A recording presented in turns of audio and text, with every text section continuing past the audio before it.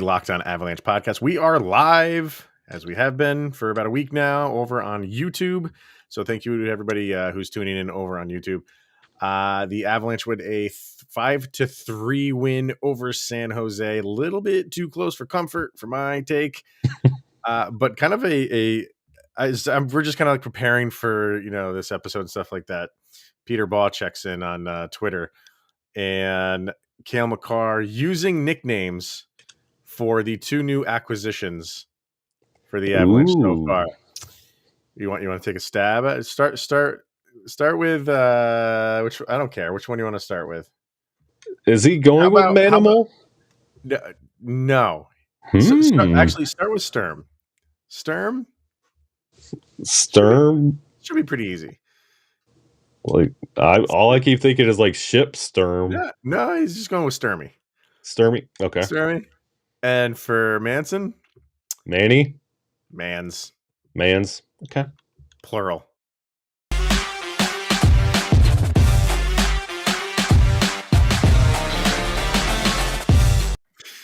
What's going on, everybody? Welcome to the Locked On Avalanche podcast, part of the Locked On Podcast Network, your team every day. I am your host, Chris Maselli. Joining me, as always, Mr. Shaggy Von Doom, Kyle Sullivan, for this special Saturday episode with the Avalanche playing on Friday night against the San Jose Sharks.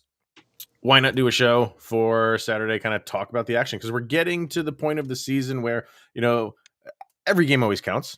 Mm-hmm. But the later in the season games, you want to talk about them whenever they happen. So if we got to do shows on the weekend, that's okay with me. We're absolutely that grenade. We mentioned in the YouTube opening the nicknames. They drive me crazy a little bit, man. I know people think they're fun and funny, but I don't think they're all that creative anymore. They just add IE or Y at the end, and that's it. That's all it is Berkey, Manny, or it's what you gotta do. But that's why I've always said, if Jean-Luc Foudy comes up, he's already got his last name is his nickname. They'll just call him Foods. Yeah, I was about to say they're going to call him Foods. Oh god, that's ridiculous. I don't know. Somebody needs to do something different. I know people love them, but to me, it's just kind of they're not even trying anymore. No, just add Y. All right. On today's episode, we're obviously going to be talking about the San Jose Sharks Colorado Avalanche game, and I mean, we're going to be talking about it until something happens. So we'll kind of wrap up today with some Claude Giroux stuff. Where's he going? It seems like it's down to the Avalanche and the Panthers. So we'll kind of discuss, but something happened in the Panthers game. Does this shift the focus for them? We'll get to that. First things first, quickly follow the show on social media outlets, LOPN_Avalanche on Twitter, Locked On Avalanche on Instagram.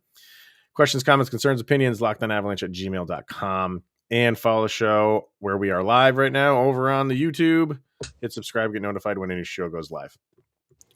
All right, Avs with a 5-3 win and a little bit too close for comfort. They had a nice 4-0 cushion, and then the Sharks come storming back. They pull within 4-3. Avalanche eventually get an empty netter from Val Nichushkin to put it away 5-3.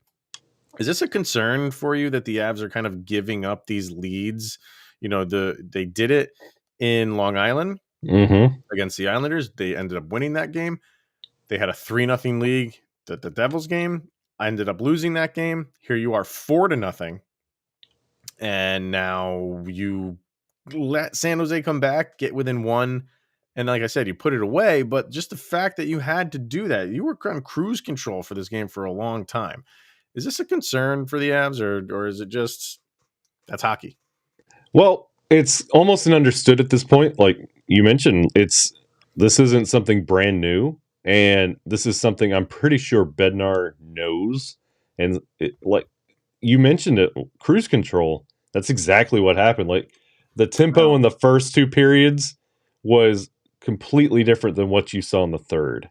And they even mentioned it in the altitude broadcast, like this team looks gassed. And you kind of felt that way. Like they used everything they had in the first two periods, and they were just trying to get out of the Shark tank with a win in that third period. I don't know. It's a little concerning that and I say this with a grain of salt because the two guys that they have, they're brand new. They're still getting used to their Mm-hmm. surroundings.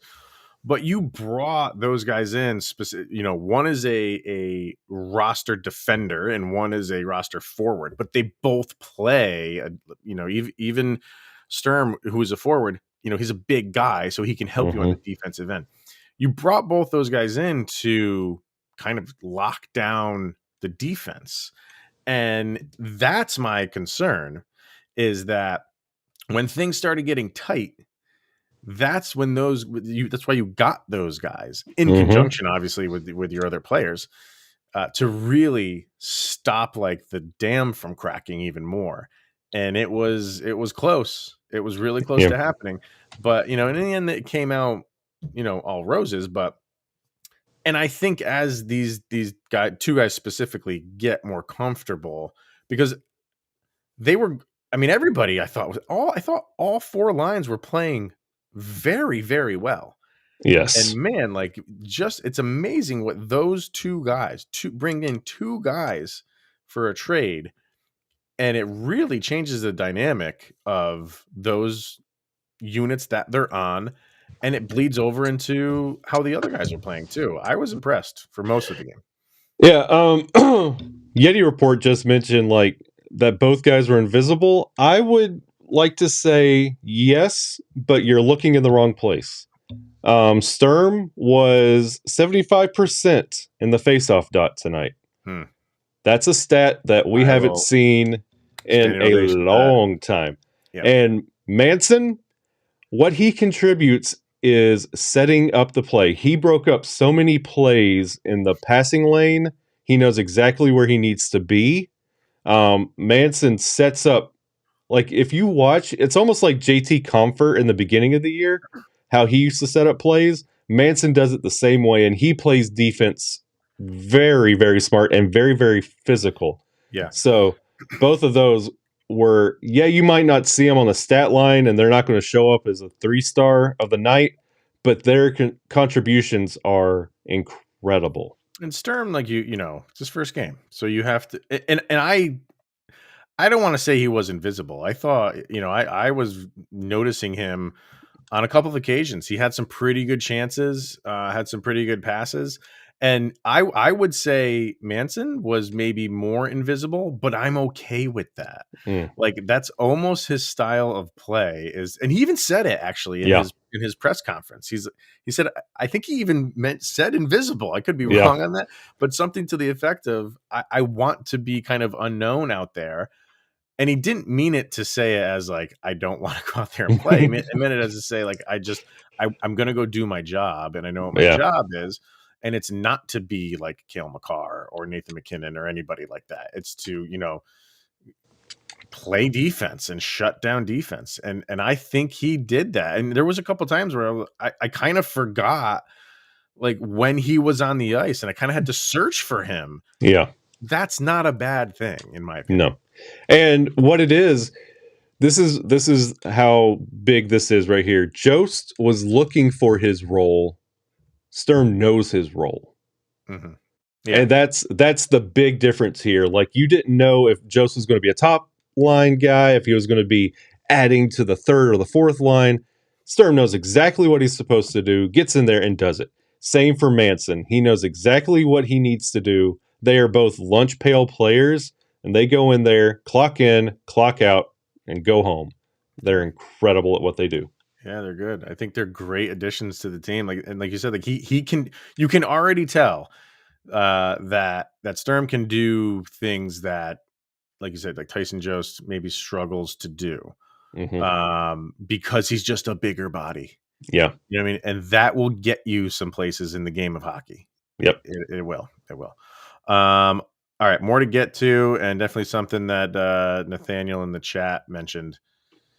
The Avs escaped Hmm. getting penalized 5 times. That's not what you want against a San Jose team. So we'll talk about that and other things. But first, Built Bar. And you hear us talk about Built Bar all the time. Kyle loves these new Built Bar Puffs. They are the first ever protein-infused marshmallow protein bar. They are fluffy, marshmallowy, and it's not just a protein bar. It is a treat and covered in 100% chocolate. All Built bars are covered in 100% chocolate. The Puffs or the regular bars, they are all low calorie, high protein, and you can replace your candy bar with a Built bar. Most contain 130 calories, 4 grams of sugar, 4 grams of net carbs, and 17 grams of protein. Compare that to your regular candy bar, which can have upwards of 250 calories, 30 grams of sugar, and dozens of net carbs. So go to built.com right now, use the promo code LOCKED15 and get 15% off of your order.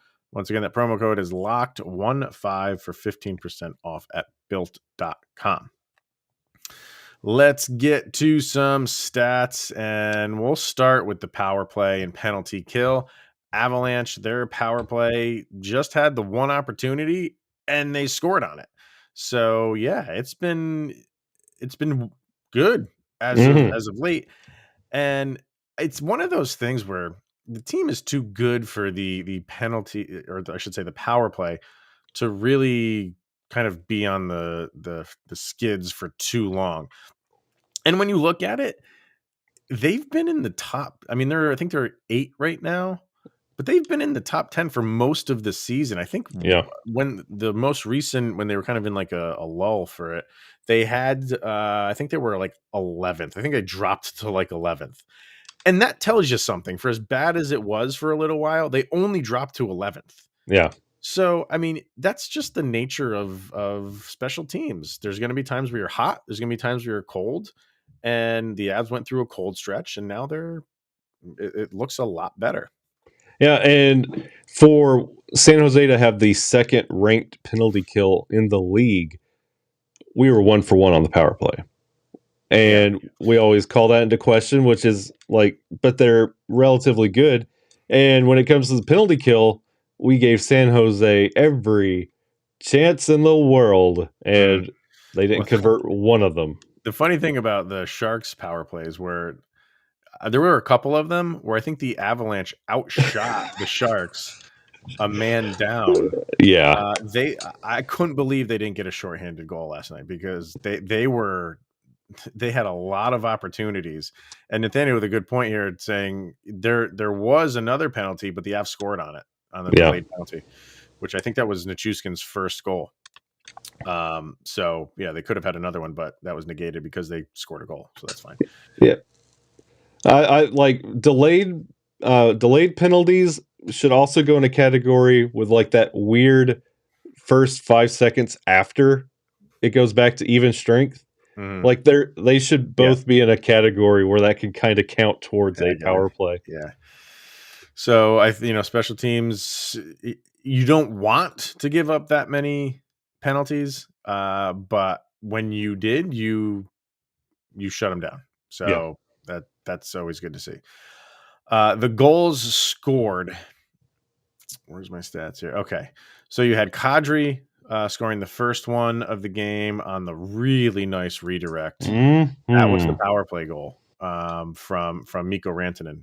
Incredible redirect there. That was really, really pretty. And then you had Darren Helm.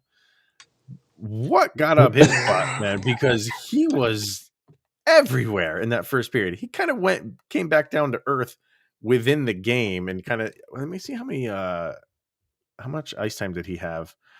Darren Helm, just shy of 13 minutes. So, I mean, he was everywhere. He was a man possessed, and he actually had a really pretty goal. It wasn't just a Olay kind of type of goal. He kind of broke up a play. There was a little bit of nobody could really gain possession of the puck. He just came in, stole it, and had a really nice roofed shot. Yeah. I was impressed with him. He was looking good. He was playing a 200-foot game for all 13 minutes he was out there. He was everywhere on the ice. He was converting, making plays.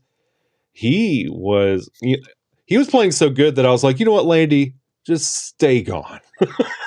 We have a new captain. Yeah. Right. He was incredible. Oh, there's a comment for you. He knows his days might be limited to trade for forwarder. I guess anything is possible.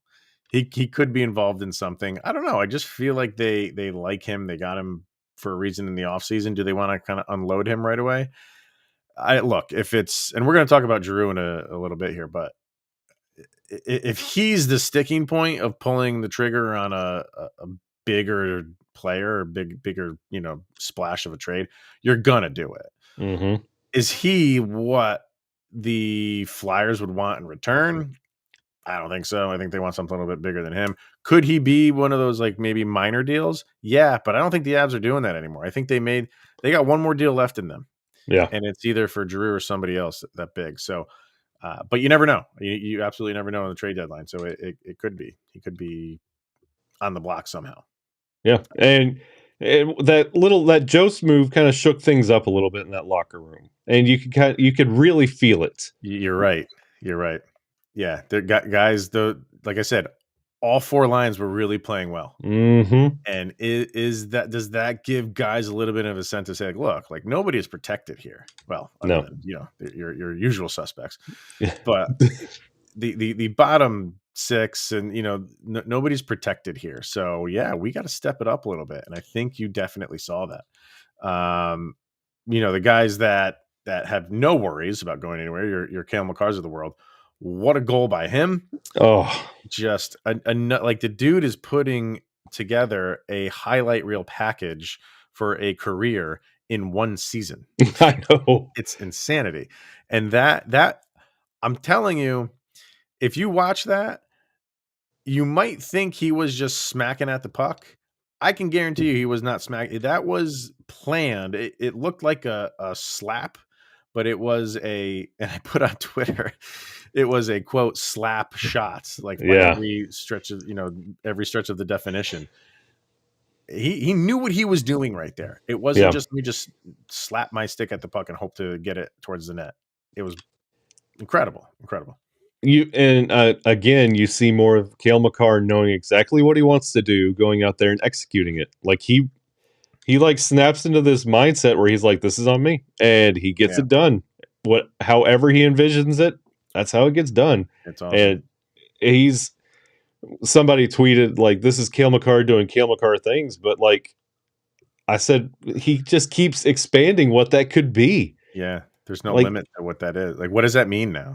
Yeah, that is such a broad term now because Cale is doing things that you can't even like dream of now. Like, it's just mind blowing to watch him, and we're not even done with the season yet. And just imagine what this Cale Makar will look like in the playoffs. It's just, oh man, you're right. I'm excited for that.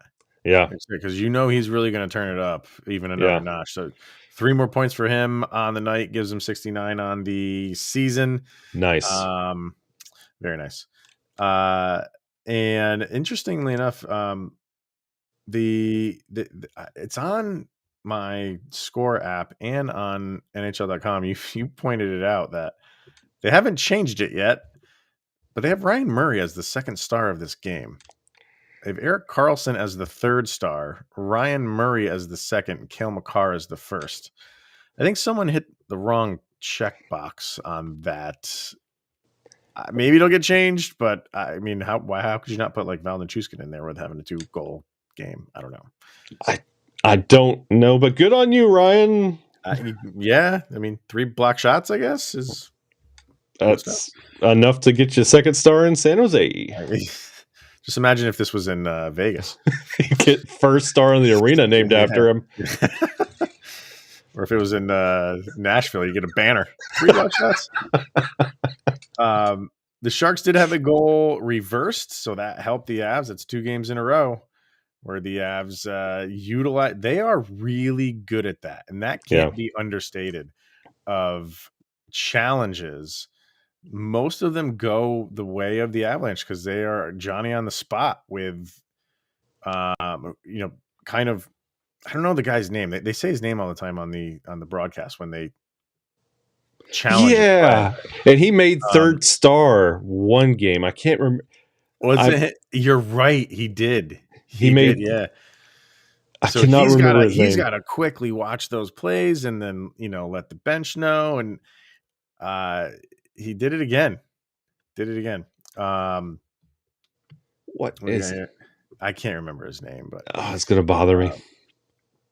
Nathaniel Sharks charge Francois a ton in the game. I'm surprised nobody fought any other Sharks. Well, you had the one McDermott fight. I don't even know what brought that on.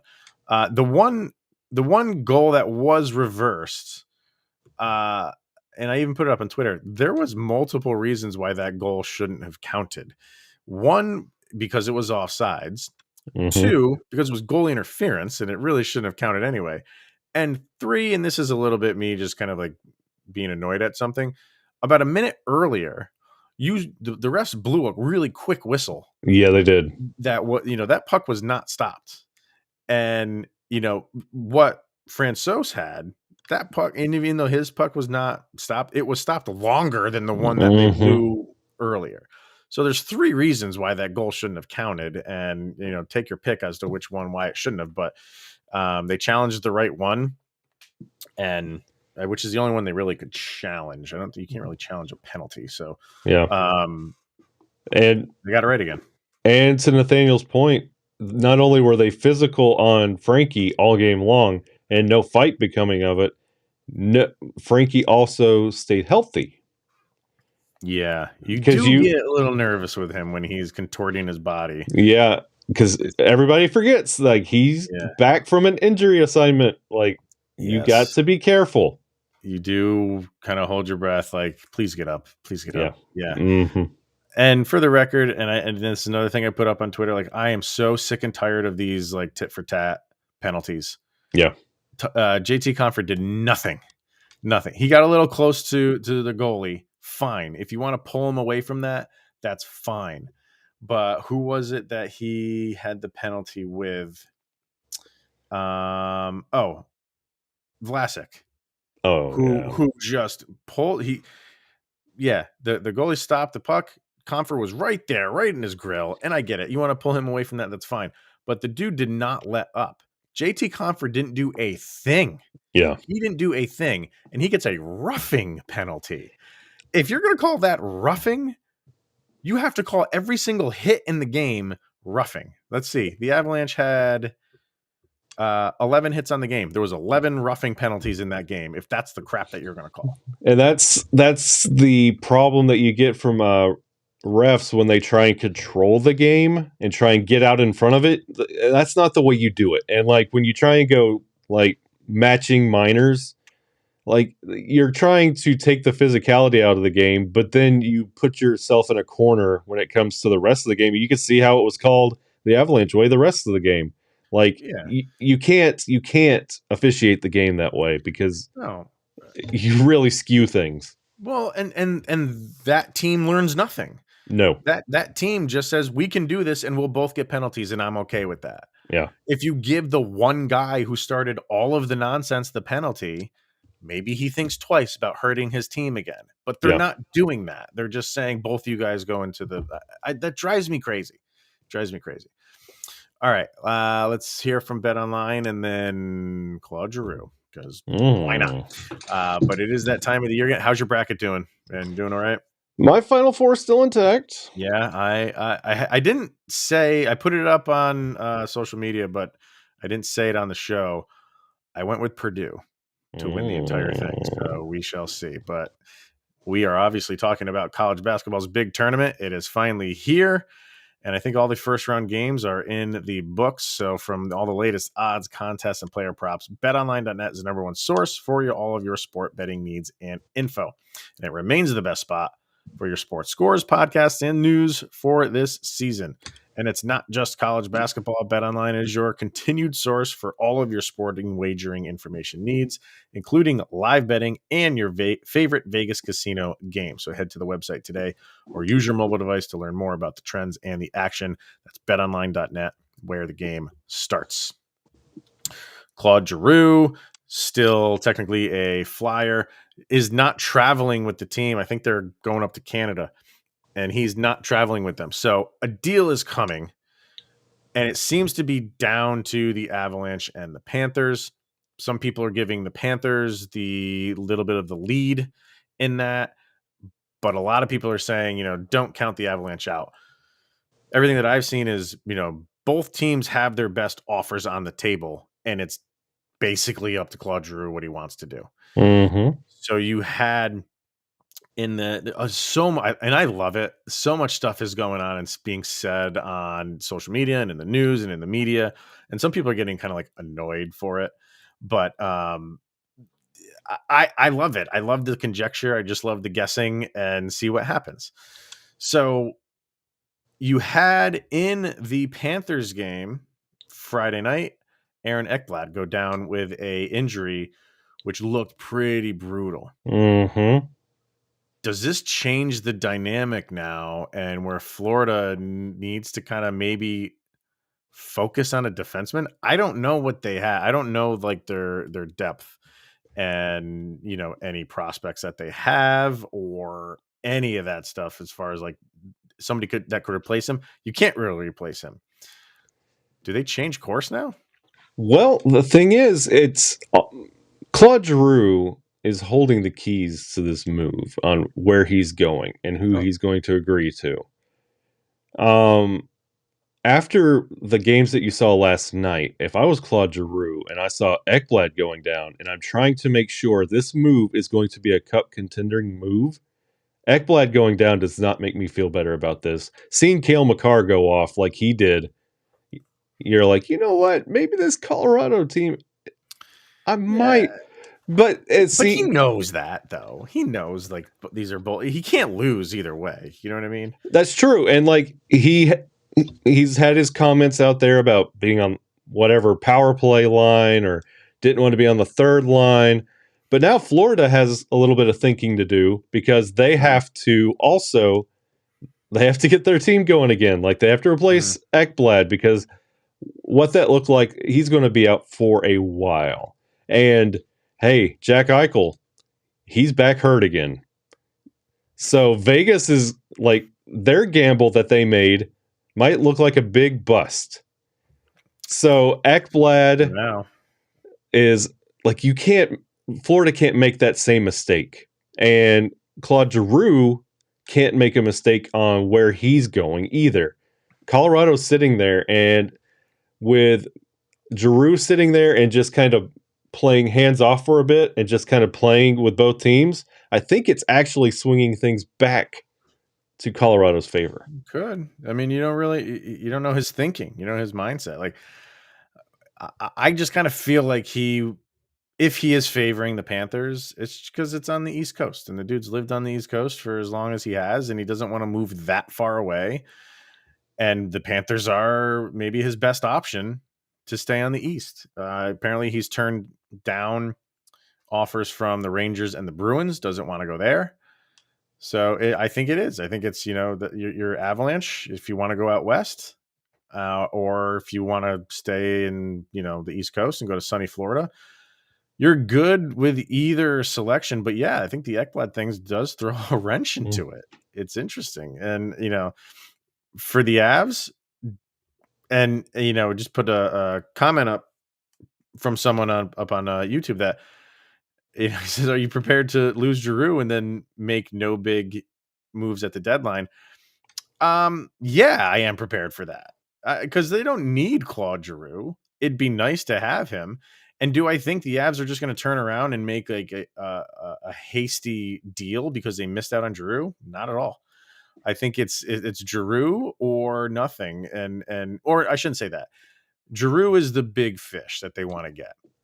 If they don't get him, maybe they make another small minor move or something like that. Nothing to the level of Giroux. And I wouldn't have felt this way a week ago. I would have felt like if they can't seal the deal with Giroux, then they'll find somebody else in that caliber. But I just feel like all these names are coming off the board, and I don't think the Avs really have much interest outside of someone like Claude Giroux. Or, I mean, like I keep throwing up Chikrin, but that's on the defensive end. That's the only guy that I would really want, and that's for selfish reasons. I don't think the Avs are really that interested in him. I like that. I think it was X Stu said, "Are we prepared to lose Giroux?" It's not going to break my heart if we do. No, it's not. No, I'm not. Look at this. To him so well. Yeah, look at the standings. We got 93 points without him. I'm fine with it.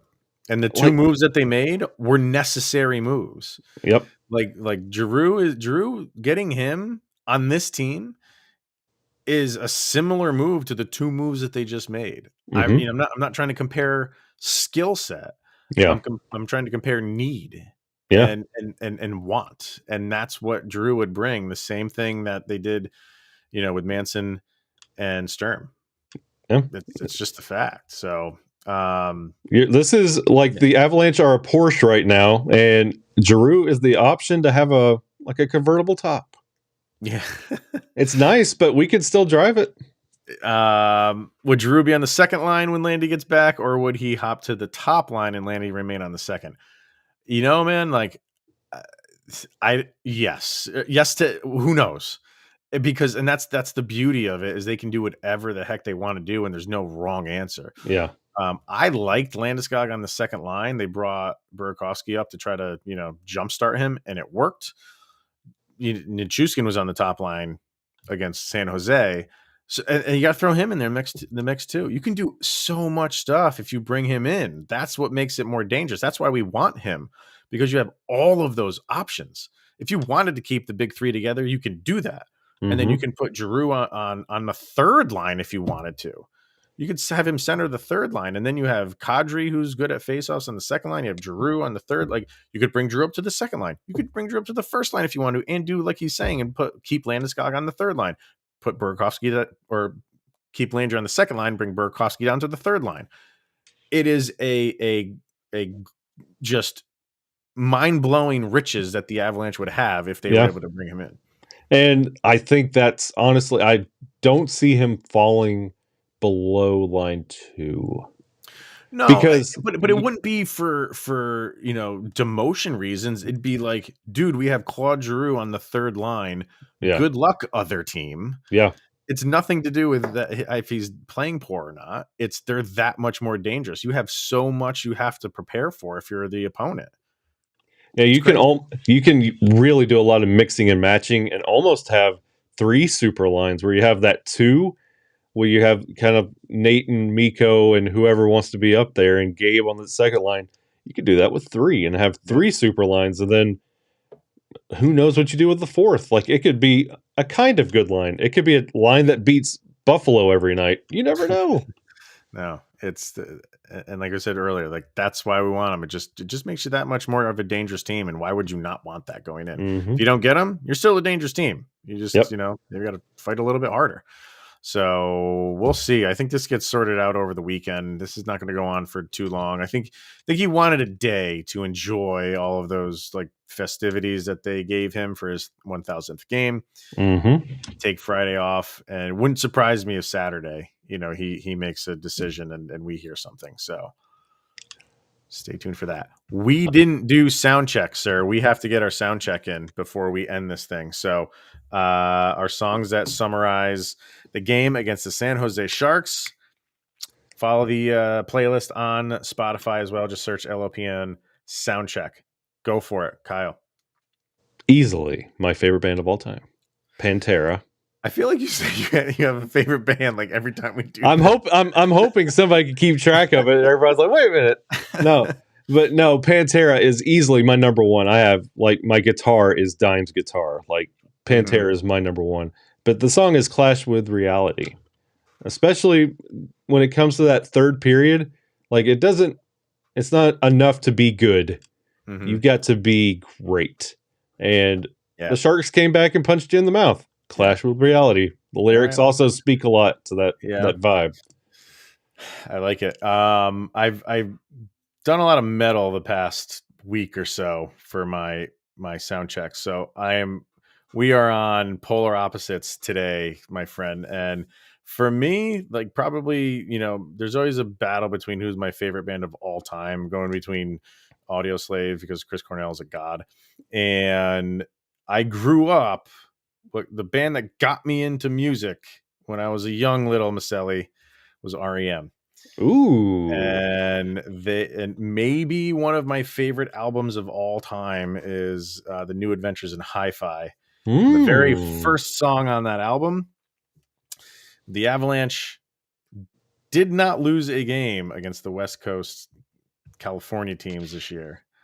So the first track on that album is called How the West Was Won and Where It Got Us. So that, sir, is my sound check for the day. Very just slow, like brooding, melodic song, the way only REM can do. So you are going dime bag, just, thrash metal. And I'm going the calm, cool, collected REM from the mid 90s. So go follow that set list on Spotify. All right, everybody. That will wrap it up. Amy's got so many favorite bands of all time. Hurry up, Amy. What's your favorite band of all time while we're wrapping this thing up? Yeah. I want to know. Oh, the Yeti Report's going with High Voltage from Linkin Park. Good choice. Let's put that up on there so we can see it. I like it. All right. So that will wrap it up. And we got the weekend off. And then Monday, first matchup with Mr. Connor McDavid. Never heard of him. No, I think he's going to be okay. Yeah. He's a good, yeah. Is he new? I have to do some scouting. Yeah. You cannot beat Tool, man. Tool is, fantastic. All right. We could talk about music. That's a whole nother podcast for another day. So that'll wrap it up for today, everybody. Thank you for tuning in, everybody over on the YouTube talking. And thanks for making this your first listen of the day. Always appreciated. We'll be back on Monday and we'll kind of prep you for the Edmonton game and then talk about the Claude Giroux trade. And I'm just pretty much going to throw that out there that it's going to happen over this weekend. Yeah. So, fun times ahead. All right. Thanks for tuning in, everybody. He is Mr. Shaggy Von Doom, Kyle Sullivan, and I am Chris Maselli. And this is the Locked On Avalanche podcast. We'll see you guys Monday.